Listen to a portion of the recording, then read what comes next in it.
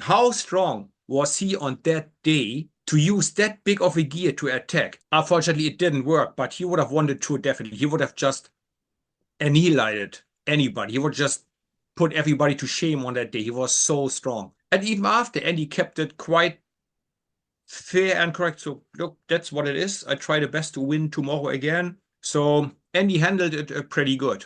Despite his young age, Andy sometimes in these moments, he did grow up to be a grown-up man and be quite a champion. Yeah, it was.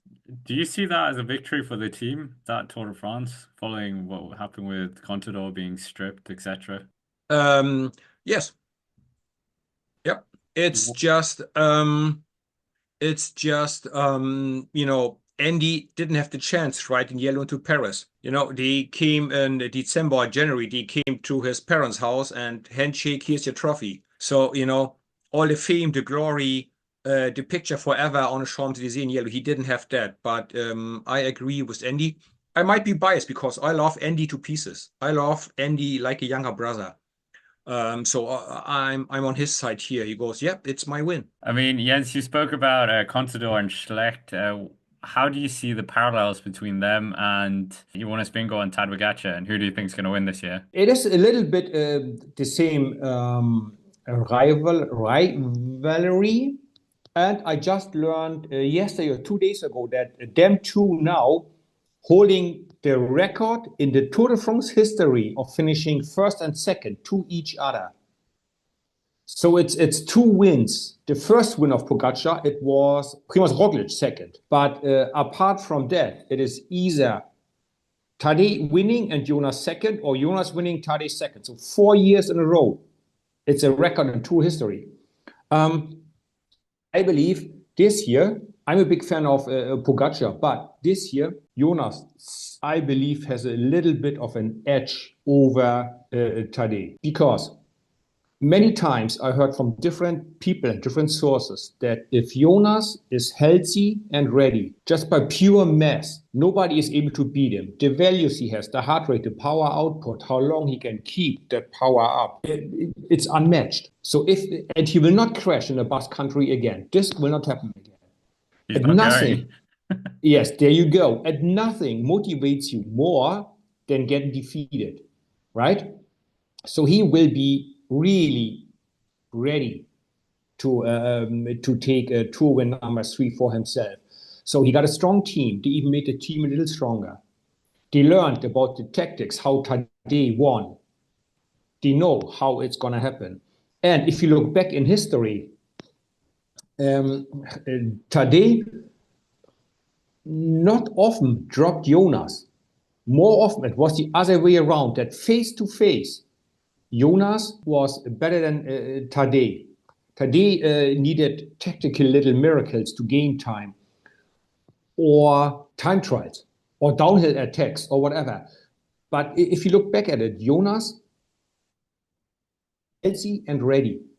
Jonas seemed to be just a little bit stronger. So let's see how this year goes. But I believe Jonas is just by a little bit, but he is my favorite for this year's Tour de France.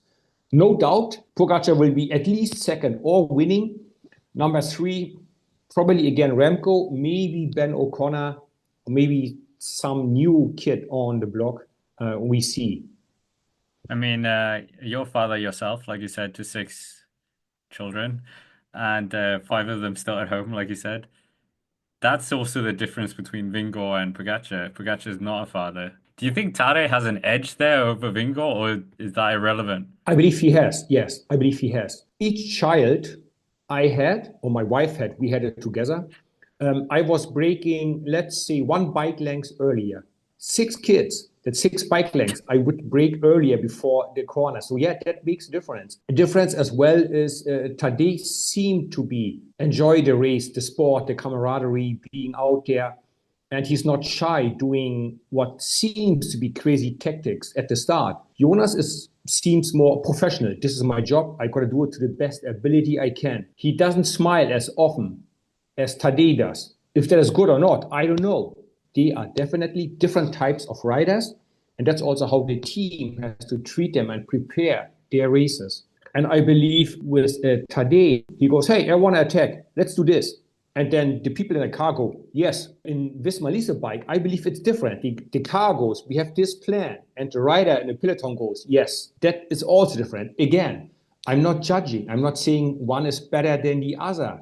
It's just different. And that's why it's so fascinating to watch them too, with a different approach they have, you know? I mean, you see Tadej on social media, they have like a little dance in their team bus before the stage starts, you know, and then you see Jonas fully focused, put on his numbers straight and the most aerodynamic as possible. And everybody has his different approach to it, but both of them are extremely strong and successful. So yeah, it's going to be a good Tour de France, that is for sure. Generally speaking about modern cycling, I was going to ask you this, so this is great. Yeah. I think this led, compared to where you started, where you weren't wearing helmets, to now where we are now. I must say, we are blessed.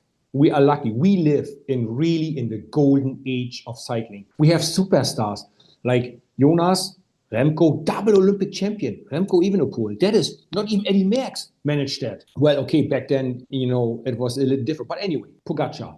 For the one-day classics, we have Mathieu van der Poel, Wout van Aert. I believe Tom Pidcock looks like he is going to be up there this year. He's have a good start into the season. So you got absolute superstars, and all of them are really likable as well. They are nice people. They talk to us. They talk to the fans. They entertain us. So it's not just, I'm a superstar and I'm off to my hotel. I mean, you know, how many people can say they did shake hands with whatever, Djokovic or anybody? No. You know, they might kick a ball into the public and then back in the hotel.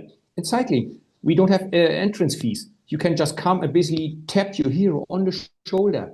It's just, you know, no other sport has it. So our sport is great, and modern sport also, the way they race, it's so spectacular. The years where Team Sky came onto the scene, Team Sky was super successful, but it didn't look really interesting for us viewers and fans. Now it's totally open. I mean, honestly, I'm supposed to be a cycling expert for Eurosport. When Pogacar attacked the World Championships with 100 kilometers to go, I'm like, oh my God, is he just throwing it away? Is that like is that a crazy thing? And you pulled it off. Who would have thought 100 kilometer solo at the World Championship? And you pulled it off. So it is really, really fascinating to see how modern sports, how fast they start, how fast they race, how fast they finish, and also for the entire season.